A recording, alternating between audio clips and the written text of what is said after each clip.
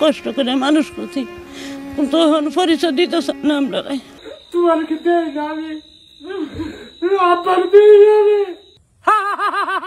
এটাই বাস্তব। সামাজিক মাধ্যমে হাস্যরসাত্মক কন্টেন্ট দিয়ে যাত্রা শুরু করলেও হঠাৎ টেলিভিশনের প্রতিবেদনে উঠে আসে তার বিরুদ্ধে গুরুতর সব অভিযোগ। আর তাতেই মঙ্গলবার যেন ক্যারিয়ারে অমঙ্গল ডেকে আনে তার। এবার সেই অভিযোগে পানি ঢেলে দিয়ে মাকে জড়িয়ে ধরে ডুকরে কেঁদে উঠলেন রিপন মিয়া।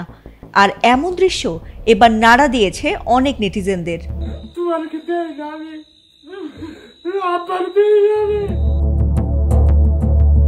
কন্টেন্ট ক্রিয়েটর রিপন মিয়া, যার আঞ্চলিক ঢঙের ভিডিও একদিন ভাইরাল করেছিল তাকে, এবার সেই মানুষটি হঠাৎ আলোচনার কেন্দ্রবিন্দুতে আসেন তার বাবা মায়ের গুরুতর অভিযোগে।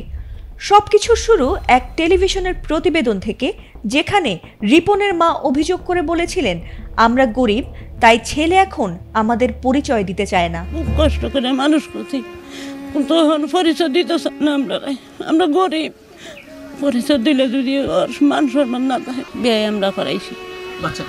বাচ্চা এক ছেলে এক মেয়ে। আমরা আল্লাহ যে ভাই রাখছে এই বেশি সুখী। তখন তার কাছে কি খুঁজে আনানোর দরকার কি? সে যখন বড় হয়েছে আরো বড় দোয়া করি আমরা।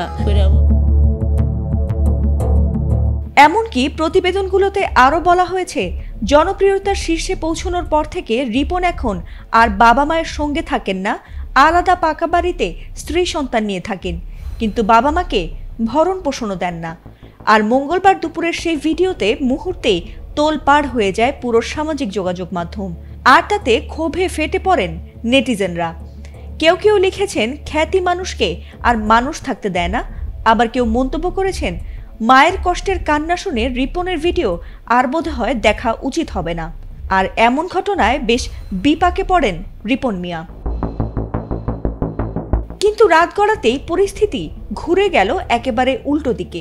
ছড়িয়ে পড়ল নতুন এক ভিডিও, যেখানে দেখা গেছে রিপন মিয়া তার মাকে জড়িয়ে হু হু করে কাঁদছেন। এ সময় আঞ্চলিক টানে তাকে বলতে শোনা যায়, তোমারে দেখি না আমি, আব্বারে আমি দেখি না, ইডা তুমি কি করলা মা, আমার জীবনটা শেষ করলা।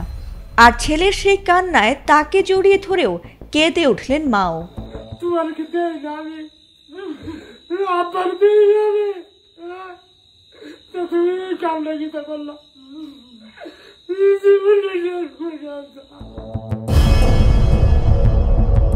আর সেই ভিডিওটি প্রকাশের পর থেকেই পরিস্থিতি যেন পাল্টাতে শুরু করে। যারা সমালোচনা করেছিলেন তাদের অনেকেই লিখেছেন, মা ছেলের সম্পর্ক সবচেয়ে পবিত্র, সাময়িক ভুল বোঝাবুঝি দ্রুত মিটে যাক। রিপনও জানিয়েছেন, আমি আমার পরিবারকে সবসময় দেখে এসেছি, ভবিষ্যতেও দেখব। যারা এই বিষয় নিয়ে ব্যবসা করেছে তাদের বিচার হবে। এর আগে সোমবার দুপুরে নিজের ফেসবুক পেজে দেওয়া এক পোস্টে রিপন মিয়া দাবি করেন, কয়েকজন টিভি সাংবাদিক কোনো অনুমতি ছাড়াই আমার বাড়িতে ঢুকে পড়ে, ঘরে নারী সদস্য থাকার পরও ভিডিও করে, আমার পরিবারকে তারা হেনস্থা করেছে। আর এমন অভিযোগ করেছিল রিপন মিয়া। ফাতিমা সুলতানা, এটিএন বাংলা।